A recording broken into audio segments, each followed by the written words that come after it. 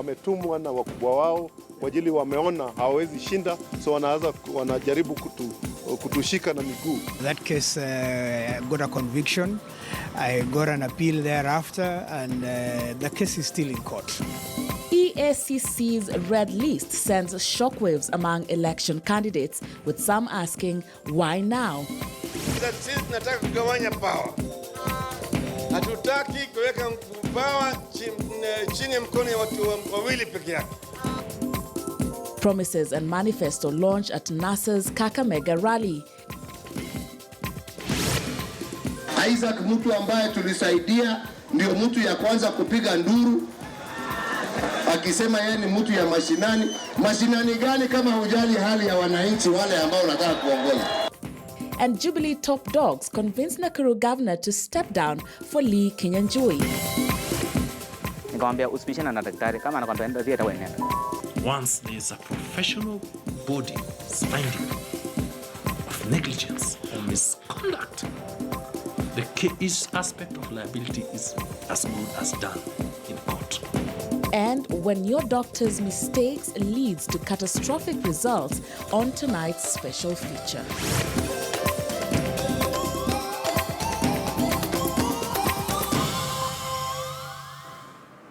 A good evening to you, and many thanks for joining us on this edition of KTN Weekend Prime. Of course, tonight on our KTN home channel, we have that much anticipated Champions League match between Real Madrid and Juventus. So we shall be airing that on our KTN home channel, but have the comprehensive news on this channel. And on this bulletin tonight, we have that special report by our in-house Dr. Mercy Korir regarding medical negligence. And here on social media, I see that this conversation is already taking root. So many of you are sharing your experiences. So do keep doing that, even as we anticipate to see that special report by our very own Dr. Mercy Korir. Many thanks for joining us. My name is Sharon Momanyi. Right, let's begin with the politics, and this is the work of higher powers trying to ensure that I don't win Nairobi governorship. That was the reaction of Nairobi Governor Dr. Evans Kidero after his name appeared in the list of 106 aspirants submitted by the Anti-Corruption Commission to the electoral body IEBC. Now, Kidero, his opponent Mike Sonko, Governors Mwangi wa Iria and Sospita Ojamong are among the 16 top governors listed as facing either court cases or investigations over integrity issues. And as Duncan Khaemba reports, the IEBC now says it is waiting for more guidance on whether to bar those in the EACC list from contesting in the August election. And of course, we shall be getting this report in just a while by Duncan Khaemba. And of course, that story forms the basis of our Saturday night poll tonight. And we are asking you, do you think that it's fair for the EACC to release a list of candidates with integrity issues at this stage of the election? Do you think it's fair for them to do that at this stage of the election? So do keep sharing with us your thoughts by tweeting me directly at Sharon_Momanyi or at KTN News and KTN Kenya. I shall be sampling your views as we continue. Now, the Kenyan opposition National Super Alliance principals, led by their presidential candidate Raila Odinga, have officially launched their campaigns for the August 8th general election. At the Kakamega launch this afternoon, the principals underlined the cost of living as their #1 issue to tackle should they get the mandate from Kenyans. Our senior political affairs reporter Chris Thairu was at the launch.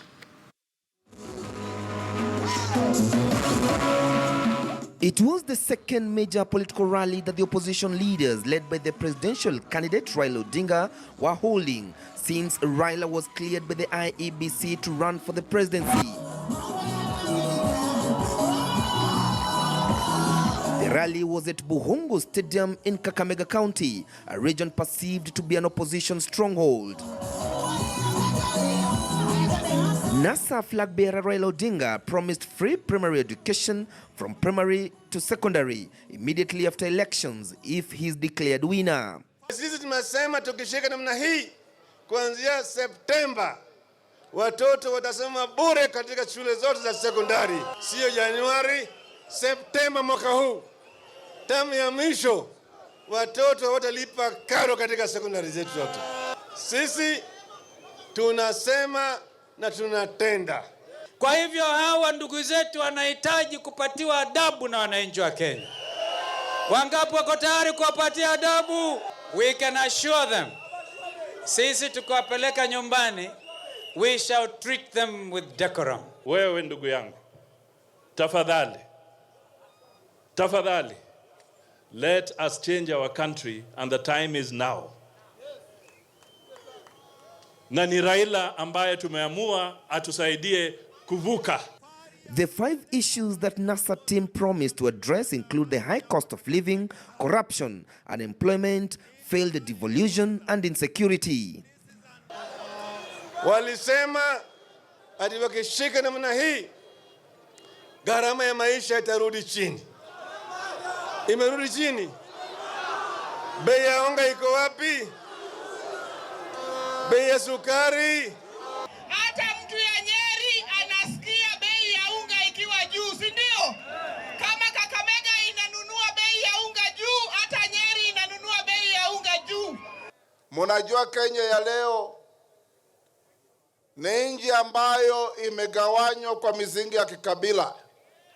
Kama wewe unaitwa Wafula, Wanyonyi, Aseka, sijui nani, kupata kazi sasa ni ngumu. Kazi zinapeanwa kulingana na jamii yako. Na hii ndio tunataka kuondoa katika nchi yetu. Kuanzia leo, each one of you must be #1 campaigner of Raila and Kalonzo Musyoka. Kama tuko na ile moyo ya kupeleka baba State House, tafadhalini wananchi wenzangu, tutoke asubuhi na mapema, tuende tupige hiyo kura, tuchunge hiyo kura mpaka tuhakikisha ya kwamba baba amepata hii kura ya kutosha. Kura milioni 10. Hiyo inawezekana. Wakati unapigia Raila kura, unaheshimu Mkenya mdogo. Wakati unapigia Raila kura, umepigia chama chetu cha NASA ODM. The opposition leader also launched a Western investment blueprint during the ceremony, insisting that if elected as Kenya's 5th president, his government will have development plans in every sector for this region. Sisi tunasema na tunatenda. Sio ile tenda ya Ruto, kusema tumetenga, yote ni ahadi ya bure ambayo haina chochote. NASA hawa! NARC party leader Charity Ngilu also joined NASA for the first time, saying she's happy to be back home, saying NASA team is a replica of 2002 that ousted KANU from power. Sasa Moi hayuko, Kibaki hayuko, sasa Naka imerudi, lakini ni NASA. Sasa wanazo hawa. Tomorrow, the NASA principals are expected to continue with their campaigns, holding a rally at Kapsabet, an area that is perceived to be a Jubilee stronghold. Chris Nairo, KTN News at Bugongo Stadium in Kakamega County. Right, and as that happened, President Uhuru Kenyatta and his deputy William Ruto have prevailed upon Nakuru Governor Kinuthia Mbugua to step down in favor of Jubilee Party governorship nominee Lee Kinyanjui. The closed-door meeting was held at State House in Nakuru. The top 2 Jubilee leaders toured the vast Nakuru County, urging the locals to vote for Jubilee, as our South Rift regional reporter Victor Ogale now reports. In a dramatic twist at State House Nakuru, the Jubilee leaders held lengthy negotiations from Friday evening with Kinuthia Mbugua and Lee Kinyanjui in attendance. It was at this forum where the incumbent made an announcement early Saturday morning.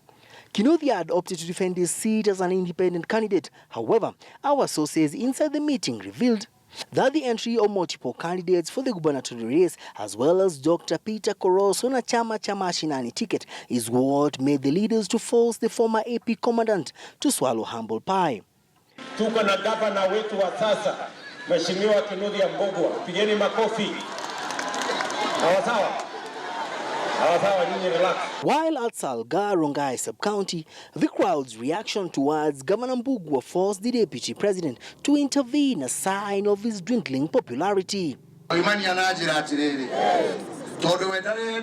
want us to discuss one thing. We sat down with your leaders and we have decided that your governor, Kinudhia Mbugua, is going to step down in favor of Lee Kinyanjui. If this does not happen, we are going to allow our opponents to have more popularity and to win that seat.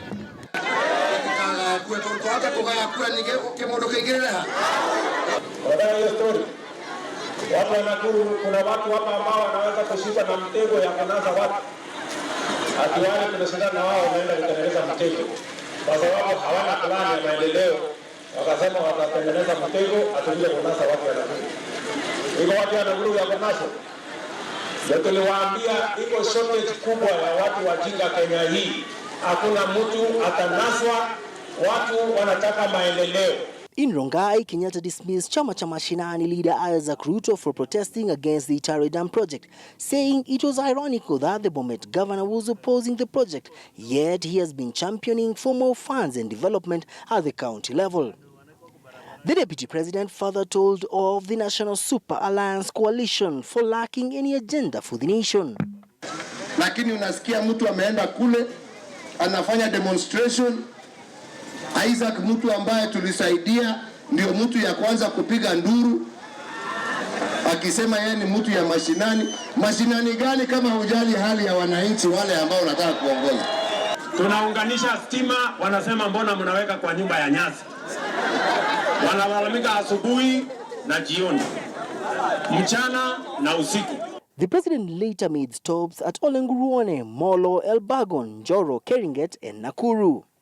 The president's tour of Nakuru County was not only to drum up support for the Jubilee party, but also to set the pace for the leadership of this county. Victor Ogale, KTN News, Molo. All right, and away from politics, just to remind you of that special report that we have in this bulletin coming up in just a few minutes. And our very own Dr. Mercy Korir paints the issue that I see here. The conversation building up on social media has affected so many people, and that is with regard to medical negligence. We shall be playing that story in just a few, but just to read some of your comments here, and we see Wigay here says that Kenya seems to be straight out negligent and ill-prepared and needs to be guided and should not be leading themselves. Easter Achieng says that the mental anguish on families pursuing justice takes toll and unbearable pain, she says, each time that you think of what might have been. Willpower says there's a lot of misdiagnosis, and the specialists, he says, are the worst. They'll keep you barely alive on conservative management, he says. Easter Achieng also shares her own experience here. She says that my mother is a victim of medical negligence and is still elusive justice 7 years later, complicit systems denying justice for families. Just keep your comments coming on this very sensitive issue here. But let's go back to other news, even as we are waiting to play that story. And this is our top story tonight, that this is the work of higher powers trying to ensure I don't win Nairobi governorship. That was the reaction of Nairobi Governor Dr. Evans Kidero after his name appeared in the list of 106 aspirants submitted by the Anti-Corruption Commission to the electoral body IEBC. Kidero, his opponent Mike Sonko, Governors Mwangi Wairia and Sospita Ojamong are among the 16 top governors listed as facing either court cases or investigations over integrity issues. The IEBC now says that it is waiting for more guidance on whether to bar those in the EACC list from contesting in the August election, as Duncan Kayamba now reports. On Friday evening, IEBC released a statement confirming having received the red list from the Ethics and Anti-Corruption Commission, and that cases facing the 106 individuals are at different stages, from investigation, prosecution to conviction. Casualty number 1 who IEBC resolved that should be barred from participating in next elections was Chitavi Anthony Mkala, who was eyeing Mombasa County gubernatorial seat. Me a nomination at 4 o'clock and cancel it at 7 o'clock in the night. Granted, yes, there was some case that went on in 2010, 2011, and that case got a conviction. I got an appeal thereafter, and the case is still in court. Other heavyweights in the red are Nairobi County top contenders flamboyant Senator Mike Sonko and Governor Evans Kidero, who are battling for the governor's seat. Kidero claims EACC has an ulterior motive. They are playing politics because in the first place, 3 weeks ago, I got my letter of clearance from EACC. I got my letter of clearance from KRA, and I got clearance, a certificate of good conduct from CID. So to come around and start saying that there are issues of integrity, that's being cheeky. Sonko is facing allegations of interfering with public officers carrying out their duties at the Mtwapa Weighbridge, while for Kidero it is abuse of office, money laundering among other claims. I do not have any investigations going on that I'm aware of. Neither have I been charged in a court of law. And according to the fair administration of justice, if you have an issue or if you're being investigated, you need to be told and you need to be served. And such has not been done on me. Other leaders blacklisted by EACC are Machakos Governor Dr. Alfred Mutua, who faces abuse of office allegations, and Jubilee's Kirinyaga governorship candidate Anne Mombi Waiguru, who is accused of embezzlement and misappropriation of public funds, in addition to the report EACC has received from the Public Accounts Committee recommending that the candidate be barred from holding public office if found guilty. We knew that there was nothing legally to stop us from being cleared, and this certificate is proof of the same, and therefore we are very, very grateful that we have gone through this hurdle, and we're looking forward to a good campaign time. Also on the chopping board is Busia boss Peter Odeke Ojamongson, who faces 3 allegations, among them influencing award of a tender to install solar lights in Busia town. Meru Governor Peter Munya's crime is abuse of office and misuse of public funds amounting to 429,000 shillings.